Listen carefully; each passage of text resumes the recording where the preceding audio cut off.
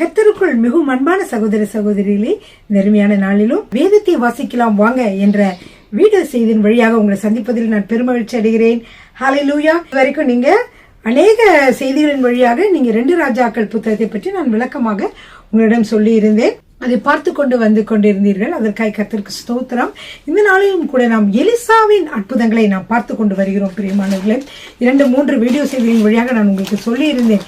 இந்த நாளிலும் கூட நம்ம என்ன செய்கிறோம் என்றால் 14 உங்களுக்கு போன தடவை நான் என்ன சொல்லியிருந்தேன்னா 13 வரைக்கும் உங்களுக்கு நான் சொல்லியிருந்தேன். எலிசாவினோட அற்புதங்கள் 13 வரைக்கும் நாம் பார்த்திருந்தோம். பிரியமானவர்கள், 2 ராஜாக்கள் புத்தகம் 25 அதிகாரங்கள் உடையது. பிரியமானவர்களே, அது மட்டுமல்ல, இந்த 2 ராஜாக்கள் புத்தகத்தை அநேக அரசர்களை பற்றி நாம் பார்த்து கொண்டு வருவோம். அதுல இப்ப நம்ம பார்த்து கொண்டு வந்திருக்கிறோம். இப்ப எலிசாவினுடைய அற்புதங்களை நம்ம இப்ப போக்கஸ் பண்ண போறோம். எலிசாவினுடைய அற்புதங்கள் இது வரைக்கும் 13 அற்புதங்களை நான் உங்களுக்கு சொல்லி இருந்தேன். கடைசியாக என்னவென்றால், சீரியா தேசத்திலிருந்து அரசரும் அந்த பிரதானிகளும் இவனை பிடிக்கலாம், அதாவது எலிசாவை பிடிக்கலாம் என்று சொல்லி அவர்கள் வருகிறார்கள். அப்பொழுது என்ன நடக்கிறது என்றால், அவர்களை கண் குருட்டாட்டமாக ஆக செய்து அவர் என்ன செய்து வருகிறார் என்றால், இங்கிருந்து அவர்கள் வாங்க, யாரை பார்க்கணும் அப்படின்னு சொல்லி கூட்டிட்டு போய் அவர்கள் என்ன செய்கிறார்கள், இஸ்ரவேலின் ராஜா கிட்டே கூட்டிட்டு போய் விடுறாங்க. அங்க போனோன்னு தான் தெரியுது, ஐயோ நம்ம இந்த இடத்துக்கு வந்துட்டோமே, நம்ம எலிசாவில பிடிக்க வந்தோம், நம்ம இஸ்ரவேல் ராஜா கிட்ட நம்ம வந்துட்டோமே என்று சொல்லி அவர்கள் அங்க இருக்கிறார்கள். அப்ப எல்லாம் விருந்தெல்லாம் கொடுத்து இஸ்ரவேல் ராஜா கொடுத்து அவங்களை திருப்பியுமாக சீரியா தேசத்துக்கு அனுப்பிவிட்டார். அதற்கப்புறமாக அவர்கள் வரவே இல்லை என்று சொல்லி பார்த்தோம். பிரியமானவர்கள், அதாவது வரல கொஞ்ச நாளைக்கு. அதற்கப்புறமாக பல ஆண்டுகளுக்கு அப்புறம் திரும்பவுமாக என்ன செய்கிறார்கள் என்றால், இந்த சீரியாவின் ராஜாவானவர் என்ன செய்கிறார் என்றால், அவர் பேர் பெனாதத். இந்த பெனாதத் என்ன செய்கிறார் என்றால், திரும்பவுமாக இராணுவங்களை எல்லாம் கூட்டிக் கொண்டு எங்கே வருகிறார் என்றால், சமாரியாவை முற்றுகை இடுகிறார். முதலிலே சொன்ன 12 அற்புதங்கள் 13 அற்புதங்களும் மேல் சொன்ன ஒரு 2-3 வீடியோக்களை நீங்க முன்னாடி வீடியோக்களை நீங்கள் எடுத்து பார்க்கலாம். அதுல நீங்கள் அதுல இருந்து நிறைய கருத்துக்களை நீங்கள் கற்றுக்கொள்ளலாம். நிறைய பாடங்கள் அதன் வழியாக நம்ம கற்றுக்கொள்கிறோம். பிரியமானவர்களே, சரிங்க, இந்த நாளிலே நீங்கள் எல்லாரும் வேதத்தை எடுத்துக்கொள்ளுங்கள், நோட்டு புத்தகத்தை எடுத்துக்கொள்ளுங்கள், பேனாவை எடுத்துக்கொள்ளுங்கள். 2 ராஜாக்கள் புத்தகம் 6ஆம் அதிகாரத்தை நாம் பார்த்து கொண்டு இருக்கிறோம். ஹல்லேலூயா, ஆமென். 2 ராஜாக்கள் 6ஆம் அதிகாரம் 24வது வசனம். இதற்கு பின்பு சீரியாவின் ராஜாவாகிய பெனாதத் தன் இராணுவத்தை எல்லாம் கூட்டிக் கொண்டு சமாரியாவை முற்றுகை போட்டான். அதனால் சமாரியாவிலே கொடிய பஞ்சம் உண்டாயிற்று. ஒரு கழுதை தலை 80 வெள்ளிக்காசுக்கும் புறாக்களுக்கு போடுகிற காட்படி பயறு 5 வெள்ளிக்காசுக்கும் விற்கப்படும் மட்டும் அதை முற்றுகை போட்டார்கள். முற்றுகை போடுகிறது என்னன்னா, அந்த நாட்டை சுற்றிலும் வெளியே எங்கே போகாம, திங்ஸ் உள்ள அவங்களுக்கு சாப்பாடு வராம, சாப்பாடு வெளியே போகாம, இறக்குமதி ஏற்றம் எதுவும் செய்ய விடாம அந்த நாட்டுல போய் முற்றுகை போட்டுட்டாங்க. அப்ப மக்கள் என்ன செய்ய முடியல, வெளியே போக முடியல, எதுவுமே செய்யவே முடியல. பயிர்கள் செய்யறது மற்றது எதையுமே அவங்க செய்ய முடியாத அளவுக்கு ஒரு கட்டுப்பாட்டுக்குள்ளே வந்து விட்டார்கள். இப்பொழுது அவர்களுக்கு என்ன ஏற்பட்டது என்றால், பிரியமானவர்களே, அங்கே பஞ்சம் ஏற்பட்டது என்று சொல்லி பார்க்கிறோம். அப்ப அந்த பஞ்சம் ரொம்ப பெரிய பஞ்சமாயிருச்சு. ஒரு கழுதை தலை 80 வெள்ளிக்காசுக்கு விற்கிற அளவுக்கு அது கொடிய பஞ்சமாக மாறிவிட்டது. பிரியமானவர்களே, அப்பொழுது ஒரு பயங்கரமான ஒரு நிகழ்ச்சி நடக்கிறத பார்க்கிறோம். என்னவென்றால், அங்கே இஸ்ரவேல் ராஜா போய்கொண்டிருக்கிறார். அப்பொழுது இஸ்ரவேல் ராஜா அலங்கத்தின் மீது நடந்து கொண்டே இருக்கிறார் என்று சொல்லி வசனத்துல பார்க்கிறோம். அப்பொழுது ஒரு ஸ்திரீ அவனை பார்த்து கூப்பிட்டு, ராஜாவாக என் ஆண்டவனை ரட்சியும் என்று சொல்லி கத்துகிறார். அப்போ அவர் சொல்லுகிறார், உன்னை கர்த்தர் ரட்சிக்கவில்லை என்றால் நான் உன்னை எதுல இருந்து அம்மா ரட்சிக்க முடியும்? களஞ்சியங்களிலிருந்து ரட்சிக்க முடியுமா, அல்ல ஆலையிலிருந்து ரட்சிக்க முடியுமா அப்படின்னு சொல்றாரு. அப்போ அந்த பெண் சொல்றா, என்ன உங்களுக்கு ஒரு விஷயம் தெரியுமா, எனக்கு ஒரு ஸ்திரீ என்கிட்ட சொன்னா, இன்னைக்கு உன்னோட மகனை கொடு, நாம என்ன செய்யலாம், சமைச்சு சாப்பிடலாம், நாளைக்கு என்னுடைய மகனை தெரியுறேன். அந்த அளவுக்கு பசியும் பட்டினியுமாக இருக்கக்கூடிய ஒரு சூழ்நிலையிலே அந்த நாடு இருக்கிறது. அந்த வசனம் 28வது வசனம் வாசிக்கிறேன். ராஜா பின்னையும் அவளை பார்த்து, உனக்கு என்ன வேண்டும் என்று கேட்டான். அதற்கு அவள், இந்த ஸ்திரீ என்னை நோக்கி, உன் மகனை அவனை இன்று தின்போம், நாளைக்கு என் மகனை தின்போம் என்றாள். அப்படியே அவனை ஆக்கி தின்றோம். மறுநாளிலே நான் இவளை நோக்கி, நாம் உன் மகனை தின்ன அவனை தா என்றேன். அவள் தன் மகனை ஒளித்து வைத்து விட்டாள் என்று சொல்லுகிறாங்க. இந்த ஸ்திரீயின் வார்த்தைகளை ராஜா கேட்டவுடனே அலங்கத்தின் மேல் நடந்து கொண்டிருந்த அவன் வஸ்திரங்களை கிழித்து கொண்டான். அவன் உள்ளே இருந்த தன் சரீரத்தின் மேல் இரட்டு உடை உடுத்திருக்கிறது மக்கள் கண்டார்கள். இரட்டு உடுத்தி இருந்தார். அவ்வளோ கவலையிலையும் அவ்வளோ வேதனையிலும் அரசர் இருந்தார். அப்போது என்னாச்சு, இந்த விஷயத்தை கேட்டு இன்னும் மனமடிவாகி விட்டார். இப்படிப்பட்ட சூழ்நிலையிலே பிரியமானவர்கள் என்ன நடக்கிறது என்று பார்த்தால், சாப்பாத்தின் அவருக்கு கோபம் வந்துருச்சு. யாருன்னா இதுன்னு காரணம் என்ன, எலிசா தான் காரணம் நினைச்சாரு. எலிசா வந்து என்னென்ன பண்ணாரு, எலிசா வந்து இது அற்புதங்களா செய்தாரு. அதனால வந்து என்ன, சீரியா மன்னன் வந்து என்ன செய்து விட்டார், என் மீது கோபமாக வந்தாங்க. இதுல வந்து ஒரு சின்ன விஷயம் இருக்கு பிரியமான, அதை நல்லா சொல்றேன் பாருங்க. முதல் வந்து சீரியாவோட இஸ்ரவேல் ஜனங்களோட சீரியா வந்து போரிடணும்னு வந்தார். அவங்க என்னென்ன முயற்சிகள் எடுப்பாங்களோ அது எல்லாமே என்ன செஞ்சிருவாரு, இந்த எலிசா வந்து சொல்லிடுவாரு, இந்த இடத்துல வந்து தாக்க போறாங்க, அந்த இடத்துல தாக்க போறாங்கன்னு நல்லா சொல்லிடுவாரு. பரிசுத்த ஆவியானவர்கள் ஏற்பட்டு சொல்லிடுவார், அதன்படியே இருக்கும். அப்படி இருக்கிற பொழுது இந்த சீரியா மன்னன்கிறது போன வீடியோல தான் சொல்லியிருக்கேன், வேணுங்கிறவங்க போய் பார்க்கலாம், விளக்கமா வேணும்னா நான் சுருக்கமா சொல்லுகிறேன். அப்போ அவர் என்ன சொல்லுகிறார் என்றால், அவங்க வந்து சொல்றாரு, இந்த இடத்துல வந்து சீரியா வந்து உங்களை தாக்கணும்னு இருக்கிறாரு, இந்த இடத்துல வந்து பிடிக்க போறாரு, திட்டங்கள் எல்லாம் தெளிவுமாக இஸ்ரவேல் அரசருக்கு எலிசா சொல்லிடுவார். அப்போ சீரியா வந்து கரெக்டா என்னடா நம்ம எந்த திட்டம் பண்ணாலும் கரெக்டா கண்டுபிடிச்சிருவாங்களேன்னு அவருக்கு யோசனையா இருக்கும். அப்போ அவர் என்ன சொல்றாருன்னா, அந்த சீரியாவோட மன்னர் சொல்றாரு, என்ன சொல்றாருன்னா, ஊழியக்காரர்கள் ஒருவனுக்கு இப்படி எனக்கு கரெக்டா நான் வந்து இஸ்ரவேல் ராஜாவை எங்கெல்லாம் தாக்கணும்னு நினைக்கிறோம் அதெல்லாம் கரெக்டா கண்டுபிடிச்சிடாரு. நம்ம ஊழியர்காரருக்குள்ளே யாரோ ஒருத்தர் யார் இருக்காரு, உளவாளி இருக்கீங்க, அது யாருன்னு கண்டுபிடிச்சு எனக்கு சொல்ல மாட்டீங்களா அப்படின்னு சொல்வாரு. 6ஆம் அதிகாரத்துல சொல்றாரு. அப்பொழுது வந்து 12வது வசனத்துல வந்து சொல்றாரு, உங்களுக்கு தெரியுமா எலிசான்னு ஒரு தீர்க்கதரிசி இருக்கிறார், அவர் வந்து நீங்க பள்ளியறையில வந்து ரகசியமா பேசுற காரியங்களை கூட வெளியே சொல்லிடுவாரு, அப்படிப்பட்ட ஒரு தீர்க்க தரிசனத்தை உடையவராக இருக்கிறார் என்று சொன்னாங்கல்ல சீரியா மன்னன் சொன்ன. சீரியா மன்னனுக்கு வந்துருச்சு. சரி வாங்க அவனை பிடிக்கலான்னு சொல்லி வரும்பொழுதுதான் என்ன நடக்கிறது, எலிசாவைதான் பிடிக்க வந்தான். ஆனால் அவனோட தேடி வந்த மக்கள் எல்லாம் என்ன செய்துட்டாங்க, குருட்டாட்டம் பண்ண செய்து எலிசா என்ன செய்தார் என்றால், வாங்க உங்களுக்கு எலிசாவை தானே பார்க்கணும், வாங்க அவங்களை கூட்டிட்டு போறேன்னு சொல்லி அவங்கள கூட்டிட்டு போய் இஸ்ரவேல் மன்னன்ட்ட விட்டுருவாங்க. அதன் மூலியமாக இஸ்ரவேல் மன்னன் அரண்மனை எல்லா இடமும் என்னாச்சு, இப்போ சீரியர்களுக்கு ஈசாவுக்கு தெரிஞ்சிருச்சு. ஆனா அதுக்கப்புறம் என்ன செஞ்சாங்கன்னா, அவங்க வந்து சீரியா வந்து இவர் கேட்பார், எலிசா சொல்லுவாங்களா கொண்டு போட வேணாம் அவங்கள அனுப்பிவிட்டுருங்கன்னு சொன்னா அவங்க அனுப்பிவிட்டாங்க. சீரியா மக்களாம் போயிட்டாங்க. அதுக்கப்புறம் ரொம்ப நாளா வந்து என்ன செய்யல, தொந்தரவே பண்ணல அப்படின்னு சொல்லி போன வீடியோல முடிச்சு. இப்ப என்னன்னா அதுக்கப்புறம் இருக்கிறதுனால சில காரியங்கள் வந்து என்னன்னா, முற்றுகை சீரியா அரசர் முற்றுகை போடுகிறார். இப்படி முற்றுகை போட்ட உடனே இவங்க வந்து என்ன நினைக்கிறாங்கன்னா, சாப்பிட முடியல, பொருட்கள் வாங்க முடியல, இப்படியே ரொம்ப இதானு பஞ்சம் வந்துருச்சு. இப்ப பஞ்சம் அதிகமா வந்த உடனே இஸ்ரவேல் ராஜாவுக்கு என்ன செய்தார்னா, அவருக்கு கோபம் வருகிறது. யார் மேல, எலிசா மேல. எலிசானாலதான் வந்து நம்ம எல்லாரும் இந்த முற்றுகையை போட்டுட்டாங்க அப்படின்னு சொல்லிட்டு என்ன ஆகுது, அவருக்கு ரொம்ப கோபம் வருது. அதனாலதான் அவர் சொல்றாரு 31வது வசனத்துல, 2 ராஜாக்கள் 6ஆம் அதிகாரம் 31வது வசனம், அவன் சாப்பாத்தின் குமாரனாகிய எலிசாவின் தலை இன்றைக்கு அவன் மேல் இருந்தான், தேவன் அதற்கு சரியாகும் அதற்கு அதிகமாகவும் எனக்கு செய்ய கடவர் என்று சொன்னான்.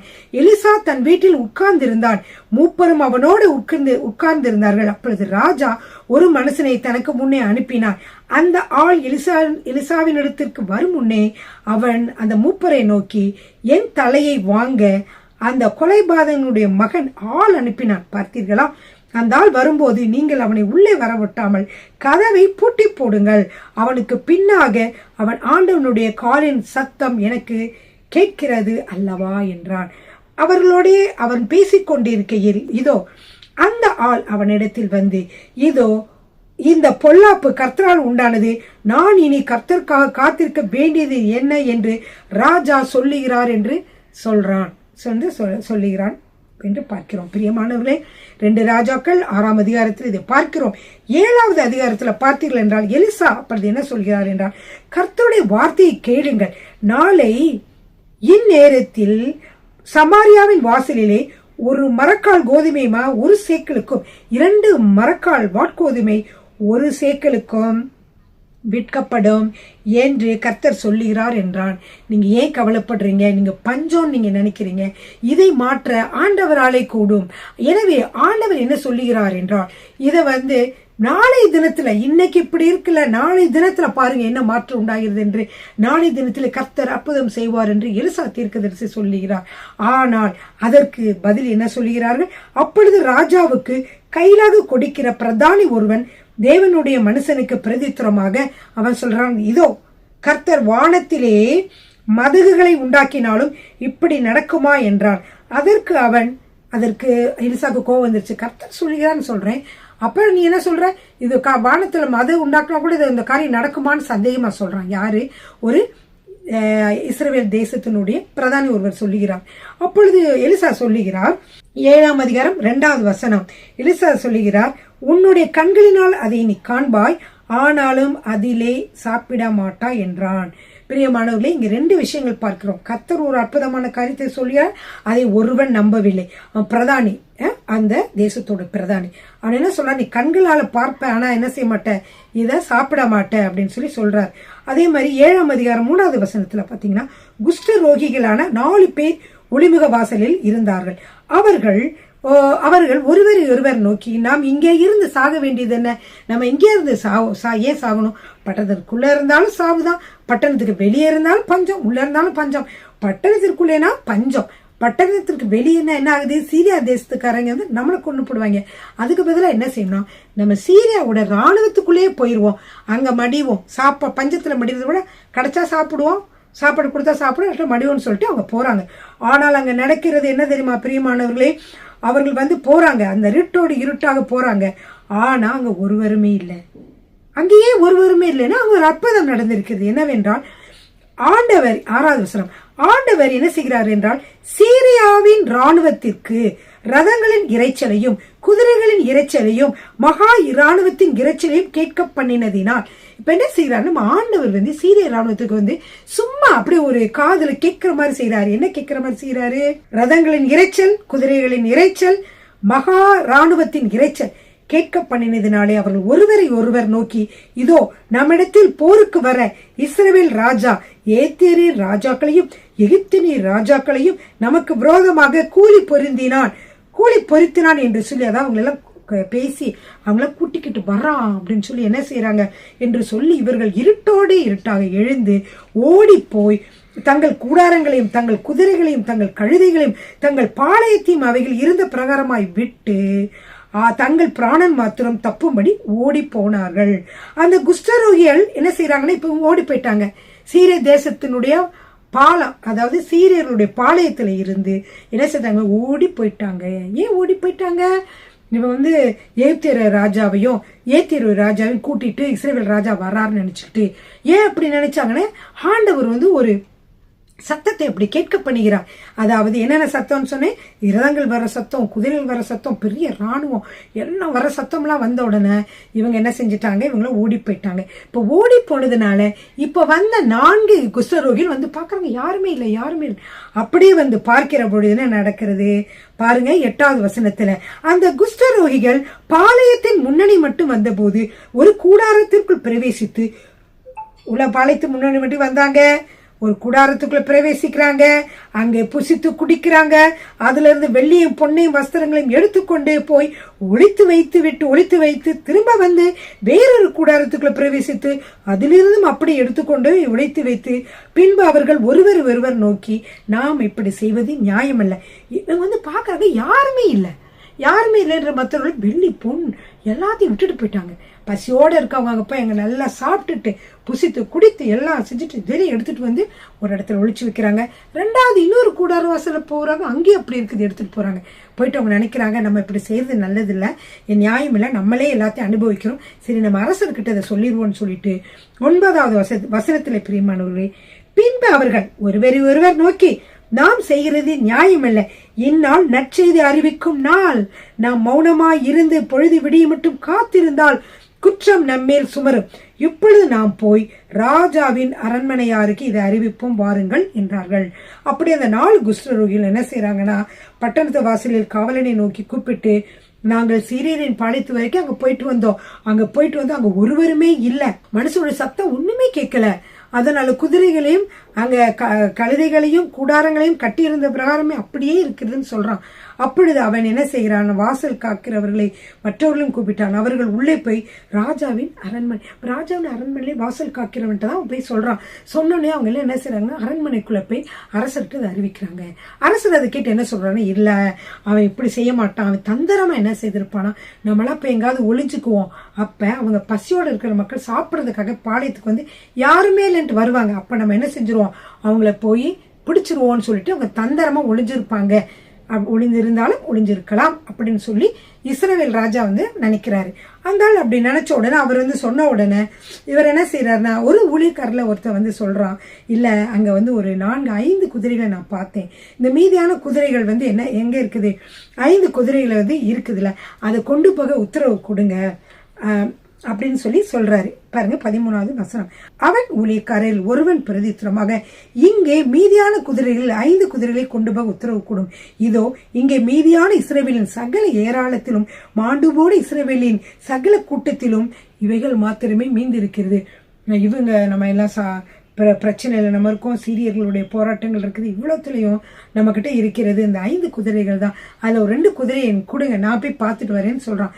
அதே மாதிரி என்ன செய்யறாங்கன்னா, அப்படியே 2 ரத குதிரைகளை கொண்டு வந்தார்கள். ராஜா போய் வாருங்கள் என்று சொல்லி சீரியரின் ராணுவத்தை தொடர்ந்து போகும்படி அனுப்பினான். அவர்கள் யோர்தான் மட்டும் அவர்களை பின்தொடர்ந்து போனார்கள். அப்புறம் சீரியர் தீவிரித்து ஓடுகையில் அவர்கள் எரிந்து போட்ட வஸ்திரங்களாலும் தட்டுமுட்டுகளாலும் வழியெல்லாம் நிறைந்திருந்தது.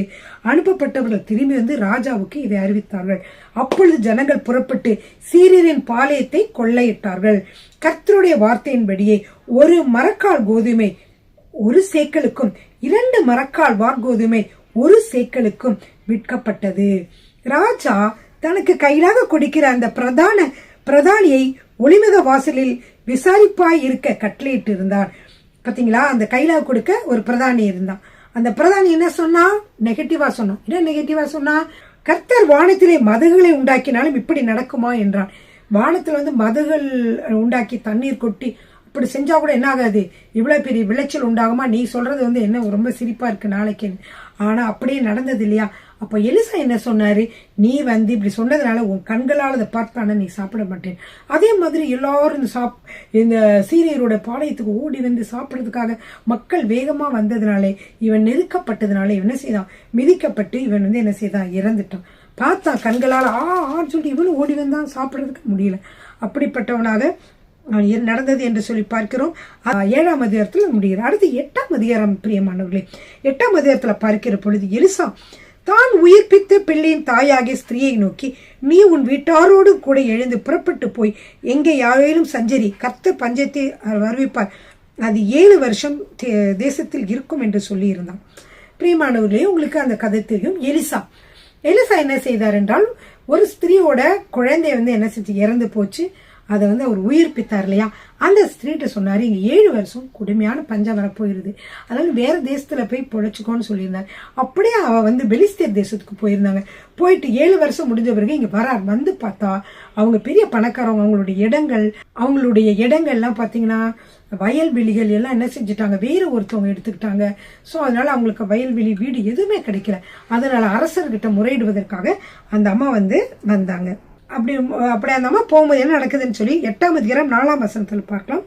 அந்நேரத்தில் ராஜா தேவனுடைய மனுஷனின் வேலைக்காரர் இருந்த கேயாசுடனே பேசி, எலிசா செய்த அதிசயங்களை எல்லாம் எனக்கு விவரமாய் சொல்லி என்றார். ஏன்னா எலிசா அதிகமான அற்புதங்களை செய்திருந்தார்.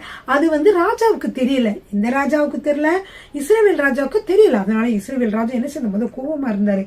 ஆனா பஞ்சத்துல வந்து இருந்தபோது கோபமா இருந்தார். ஆனா பஞ்சம் நான் தெளிந்து விட்டது. இப்பொழுதுதான் எல்லாரும் சொல்றாங்க, அவர் எலிசா வந்து மிகப்பெரிய அற்புதங்களை செய்தவர், அநேக அற்புதங்களை செய்தவர் என்று சொல்லி சொல்றாங்க. இப்ப கேயாசி என்கிற அவனுடைய உதவிக்காரன் இருக்கிறான் இல்லையா. யாரோட உதவிக்காரன்? எலிசாவோட உதவிக்காரன். ராஜா வந்து அவன்கிட்ட கேட்கிறாரு, எலிசா பத்தி சொல்லு, என்னென்ன அற்புதங்கள் செய்தான்னு சொல்லு அப்படின்னு சொல்லி கேட்டுக்கொண்டு இருக்கும் பொழுதுதான் என்ன நடக்கிறது என்றால், இந்த செத்து போனவனை உயிர்ப்பித்தார் என்பதை அவன் ராஜாவுக்கு அறிவித்த பொழுது, இதோ அவன் உயிர்ப்பித்த பிள்ளையின் தாயாகி அந்த ஸ்திரீ வந்து தன் வீட்டுக்காகவும் தன் வயலுக்காகவும் என்ன செய்கிறாள், இப்ப வந்து கேட்க வந்து ராஜாவிடத்திலே முறையிட்டாள். அப்பொழுது கேயாசி, ராஜாவாகி என் ஆண்டவனே, இவள் தான் அந்த ஸ்திரீ, எலிசா உயிர்ப்பித்த இவளுடைய குமாரன் இவன் தான் என்றான். பாருங்க, இவர் தான் வந்து எலிசா உயிர்ப்பித்த குமாரன் சொல்லி காட்டுறாங்க. அப்ப காட்டினோன்னே அதற்கு அந்த ஸ்திரீ சொல்றாங்க, விவரமா சொல்றாங்க, ஆமா எனக்கு வந்து இப்படிதான் உதவி செய்தாரு, என் மகன் இறந்து போனான், அவனையும் வந்து உயிர்ப்பிக்கிறதுக்கு உதவி செய்தார், இது வந்து மறக்க முடியாது, என்னை வந்து 7 வருஷம் பஞ்சம் வரும்னு பத்திரமா இருக்க சொன்னாரு அப்பலாம் சொல்லி சொல்றாங்க. வந்து இப்படிலாம் சொன்ன உடனே என்ன நடக்குதுன்னு 6வது வசனத்துல பார்க்கலாம். ராஜா அந்த ஸ்திரீ கேட்டதற்கு அவள் அதை அவனுக்கு விவரித்து சொன்னார். அப்பொழுது ராஜா அவளுக்கு ஒரு பிரதானியை நியமித்து அவளுக்கு உண்டானது எல்லாவற்றையும் அவள் தேசத்தை விட்டு போன நாள் முதல் இதுவரைக்கும் உண்டான இந்த வயலின் வருமானம் அனைத்தையும் அவளுக்கு கிடைக்கும்படி செய் என்று சொல்லி ஒரு பிரதானியை நியமித்தார். அப்ப வந்து என்ன செஞ்சா, இந்த மாதிரி அவளுக்குள்ள காரியங்களும் தீர்க்கப்பட்டது. சரிங்க பிரியமானவர், அடுத்த பாத்தீங்கன்னா சீரியாவின் ராஜா இருக்கிறார்ல, சீரியாவின் ராஜாவாகிய பெனாதத் வியாதியா இருந்தான். அவன் வந்து எலிசா தமஸ்குவிலிருந்து வந்தான், தேவனுடைய மனுஷன் இவ்விடத்திற்கு வந்திருக்கிறான் என்று அவனுக்கு அறிவிக்கப்பட்டது. சீரியாவுடைய ராஜா பெனாதத் தெரியும், 2-3 தடவை வந்தவன், நல்லா வந்து எலிசாவை பத்தி தெரியும் அவனுக்கு. அவன் என்ன செய்யறான்னா, அவன் சுகவீனமானோன்னு அவன் நினைக்கிறான், சரி நம்ம வந்து படைக்க மாட்டோம்னு சொல்லி இந்த தீர்க்கதரிசிட்ட கேட்போம்னு சொல்லி எலியா தீர்க்கதரிசிக்கு ஆள் விட்டு அனுப்பி வந்து அவனை வந்து கூப்பிடுறாங்க. ராஜா வந்து ஆசகேலை நோக்கி, நீ உன் கையிலே ஒரு காணிக்கை எடுத்துக்கொண்டு தேவனுடைய மனுஷனுக்கு எதிர்கொண்டு போய், நான் இந்த வியாதி நீங்கி பிழைப்பனோ என்று அவனை கொண்டு கர்த்தரிடத்தில் விசாரிக்க சொன்னான். பிரியமானவர்களே பாருங்க, இப்ப வந்து ஆசகேல் அப்படிங்கிறது ராஜாவுக்கு இருக்கக்கூடிய ஒரு பிரதானியா இருக்கான். பெனாதத்துக்குள்ள ஒரு பிரதானி. அவன் யாரு? பெனாதத் சீரியா அரசராகிய பெனாதத்துடைய அவரோட கூட இருக்கக்கூடிய ஒரு பிரதானி. அப்ப ராஜா வந்து ஆசகேலை நோக்கி, நீ உன் கையில கொஞ்சம் காணிக்கை எடுத்துட்டு போ, ஒரு காணிக்கை எடுத்துக்கொண்டு அந்த மனுஷனுக்கு எதிர்கொண்டு போய், நான் இந்த வியாதியிலிருந்து நீங்கி பிழைப்பேனோ மாட்டேனோ என்று அவனை கொண்டு கர்த்தரிடத்தில் விசாரிக்க சொன்னான். ஆசகேல் தமஸ்குவின் சகல உச்சிதங்களினாலும் 40 ஒட்டகங்களின் சுமையான காணிக்கை எடுத்துக்கொண்டு, எத்தனை 40 ஒட்டங்கள் நிறைய சுமைகளை எடுத்துக்கொண்டு இவரை பார்க்க வருகிறார். அவனுக்கு முன்பாக நின்று, சீரியாவின் ராஜாவாகிய பெனாதத் என்னும் உம்முடைய குமாரன் என்னை உம்மிடத்தில் அனுப்பி இந்த வியாதி நீங்க நான் பிழைப்பனோ என்று கேட்க சொன்னான் என்றான். அதற்கு எலிசா சொல்றாரு, இந்த வியாதி நீங்க அவர் பிழைப்பீர் என்று அவனுக்கு சொல்லும், ஆனாலும் அவன் இறந்துதான் போவான் என்று சொல்லி இவர் சொல்றாரு. அப்போ ஏனென்றால் கர்த்தர் வந்து அவன் சாவான் என்பதை காண்பித்தார் என்று இவர் வந்து சொல்றாரு அந்த ஆசகேலுக்கு. அப்போ பின்பு தேவனுடைய மனுஷன் தன் முகத்தை திருப்பாமல் அவன் சலித்து போக மட்டும் அவனை நோக்கி அழுது கொண்டிருந்தார். இப்ப ஆசகேல் வந்திருக்கிறாரு. ஆசகேல்ட்ட என்ன சொல்றாரு, பெனாதத் வந்து பிழைப்பான்னு அவன்கிட்ட சொல்லு, ஆனா பெனாதத் இருந்து விடுவான்னு சொன்னான். சொல்லிட்டு அந்த நம்ம எலிசா இருக்கார் இல்லையா, அவரு இந்த ஆசகேலை பார்த்து ரொம்ப அழுகிறாரு, முகத்தே திருப்பல, அழுகிறாரு அப்படி அழுகிறாரு. உடனே ஆசகேலுக்கு ஆச்சரியமா இருக்கு. ஆசகேல் சொல்றா, ஏன் நீங்க இப்படி ரொம்ப அழுகிறீங்க, எதுக்காக இப்படி அழுகிறீங்கன்னு சொல்லி கேட்கிறான். அதற்கு அவர் என்ன சொல்றாரு என்றால், அப்பொழுது ஆசகேல், என் ஆண்டவனே, 12வது வசனம், அழுகிறது என்ன, என் ஆண்டவன் அழுகிறது என்ன என்று கேட்டான். அதற்கு அவன், நீ இஸ்ரவேல் புத்திரருக்கு செய்யும் தீங்கை நான் அறிந்திருக்கிறபடியால் அழுகிறேன். நீ அவர்கள் கோட்டைகளை அக்கினி இரையாக்கி அவர்கள் வாலிபரை பட்டயத்தால் கொன்று அவர்கள் குழந்தைகளை தரையோட மோதி அவர்கள் கர்ப்பவதிகளை கீறி போடுவாய் என்றான். அப்பொழுது அவருக்கு தெரியுது, இந்த ஆசகேல் வந்து பின்னாடி என்ன செய்ய போறான், இவ்வளவு பெரிய கொடுமையை இஸ்ரவேல் தேசத்துக்கு செய்ய போகிறானே என்று அவனுக்கு படமா தெரியுது. அதனால வந்து அழுகிறார், விழுந்து ரொம்ப அழுகிறார். அப்பொழுது ஆசகேல் வந்து இருந்த மனசு பாருங்க, 1 நாள் 2 நாளுக்குள்ள மக்களுக்கு மனசு எப்படி மாறுதுன்னு பாத்தீங்களா. அந்த நேரத்துல அவன் சொல்றான் 13வது வசனத்துல, அப்பொழுது ஆசகேல், இந்த பெரிய காரியத்தை செய்ய நாயாகி நான் உமது அடியான் எம்மாத்திரம் என்றான். அதற்கு எலிசா, நீ சீரியாவின் மேல் ராஜாவாவாய் என்பதை கர்த்தர் எனக்கு தெரிவித்தார் என்றான். இவன் எலிசாவை விட்டு புறப்பட்டு தன் ஆண்டவரிடத்திற்கு வந்த பொழுது அவன், எலிசா உனக்கு என்ன சொன்னான் என்று கேட்டான். இவன், நீர் வியாதி நீங்கி பிழைப்பீர் என்று எனக்கு சொன்னான் என்று சொல்லி, மறுநாள் என்ன செய்யறான, ஒரு சமுக்காலத்தை எடுத்து தண்ணீரில் தோய்த்து அவன் முகத்தின் மேல் விரித்தான், அதனால் அவன் செத்து போனான். ஏற்கனவே வந்து சீரியா மன்னன் வியாதியா இருக்கிறான் பெனாதத். இவன் போர்வையை எடுத்து தண்ணீரை முக்கி முகத்துல பாட்டா என்ன ஆகும், மூச்சு முட்டி என்ன செய்துட்டான், அவன் இறந்துட்டான், அதனால் அவன் செத்து போனான். ஆசகேல் அவனுக்கு பதிலாய் ராஜாவானான். பாருங்க, ஒரே நாள்ல எவ்வளவு மாற்றங்கள் ஏற்படுகிறது. மனிதனுடைய உள்ளத்தை பார்த்தீங்களா, இவ்வளவு மோசமாக இருக்கிறது. பிரியமானவர்களே, இப்பொழுது நம்ம வந்து இந்த செய்தியோடு முடித்துக் கொள்வோம். சீரியாவின் அரசராகிய பெனாதத்தை ஆசகேல் வந்து சமுக்காலத்தை போட்டு, ஈரமான சமுக்காலத்தை போட்டு கொன்று விடுகிறான். அதற்கப்புறம் ஆசகேல் இந்த சீரியா தேசத்தினுடைய மன்னராகிறான் என்பது வரைக்கும் நாம் பார்த்தோம் பிரியமானவர்களே. அடுத்து மீதி எலிசாவினுடைய அற்புதங்கள், அவர் செய்த காரியங்கள் எல்லாவற்றையும் அடுத்து வருகிற வீடியோவிலே நாம் பார்ப்போம் பிரியமானவர்களே. நீங்கள் எல்லாரும் உற்சாகமாக, நீங்கள் இடைவிடாமல், அதாவது தொடர்ச்சியாக நீங்க பாருங்கள். இந்த 2 ராஜாக்கள் புத்தகம் நான் வேதத்தை வாசிக்கலாம் வாங்க என்ற செய்திகளை சொல்வது, நீங்களா வேதத்தை படிக்க இதுவரைக்கும் இந்த 2 ராஜாக்கள் வரைக்கும் படிக்க உங்களுக்கு எவ்வளவோ போராட்டங்கள் இருந்திருக்கலாம். ஆனால் இதெல்லாம் நீங்கள் தாண்டி நீங்கள் படிப்பதற்காகவே இந்த வீடியோ செய்திகளின் வழியாக உங்களோடு நான் பேசிக் கொண்டிருக்கிறேன். எனவே நீங்கள் விடாமல் தொடர்ச்சியாக பாருங்கள், அநேக காரியங்களை புரிந்து கொள்வீர்கள். இந்த கதைகளின் வழியாக கர்த்தர் என்ன சொல்கிறார் என்று சொல்லி நீங்கள் என்ன செய்யலாம், நீங்கள் ஆராய்ச்சி செய்து அநேக காரியங்களை தெரிந்து கொள்ளலாம் பிரியமானவர்களே. வேதத்திலே அவ்வளவு பொக்கிஷங்கள் நிறைந்திருக்கின்றன. ஒரு 30 நிமிடங்களை நீங்கள் செலவு செய்து பார்ப்பதினாலே நீங்கள் 4-5 அதிகாரங்களுள்ள செய்திகளை நீங்கள் தெரிந்து கொள்ளலாம். கர்த்தர் உங்களை ஆசீர்வதிப்பாராக. ஹல்லேலூயா, ஆமென். ஹல்லேலூயா, ஆமென்.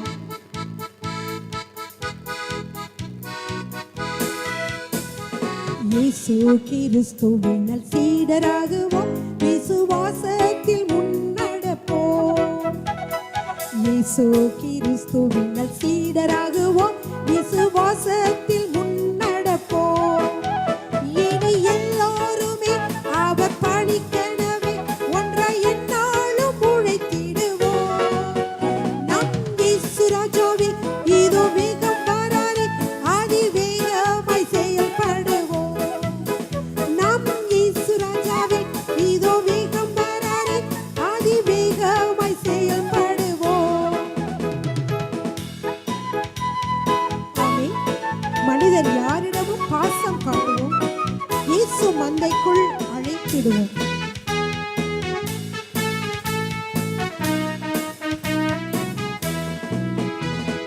மனிதர் யாரிடமும் பாசம் காட்டுவோம், இயேசு மந்தைக்குள் அழைத்திடுவோம். மனிதர் யாரிடமும் பாசம் காட்டுவோம், இயேசு மந்தைக்குள் அழைத்திடுவோம். ஆதி உற்சாகமாய், ஆதி சீக்கிரமாய் ராஜபாதையை செவ்வையாக்குவோம். நம் இயேசு ராஜாவே இதோ வேகம் வராரே, அதிவேகமாய் செயல்படுவோம். நம் இயேசு ராஜாவே இதோ வேகம் வராரே, அதிவேகமாய் செயல்படுவோம். சாத்தானின் சதிகளை தகர்த்திடுவோம், இனி இயேசுவுக்காய் வாழ்ந்திடுவோம்.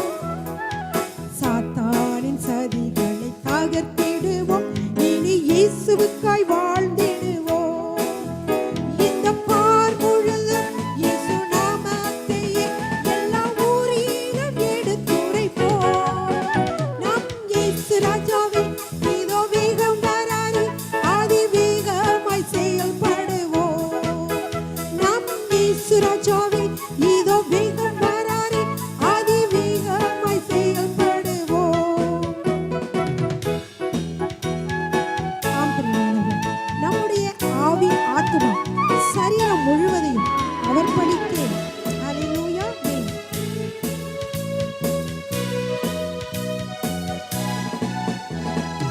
ஆவி, ஆத்துமா, தேகம் அவர் பணிக்கு.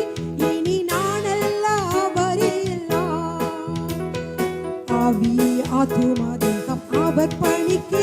இனி நானல்ல அவரே எல்லாம் என்று முடிவு செய்தோம், அதில் நிலைத்திருப்போம். அவர் நாளினில் வாழ்ந்திடுவோம். நம் இயேசு ராஜாவே இதோ வேகம் வராரே, அதிவேகமாய் செயல்படுவோம். நம் இயேசு ராஜாவே இதோ வேகம் வராரே, அதிவேகமாய் செயல்படுவோம். நம் இயேசு ராஜாவே இதோ வேகம் வராரே, அதிவேகமாய் செயல்படுவோம். ஹல்லேலூயா. கர்த்தர் உங்களை ஆசீர்வதிப்பாராக.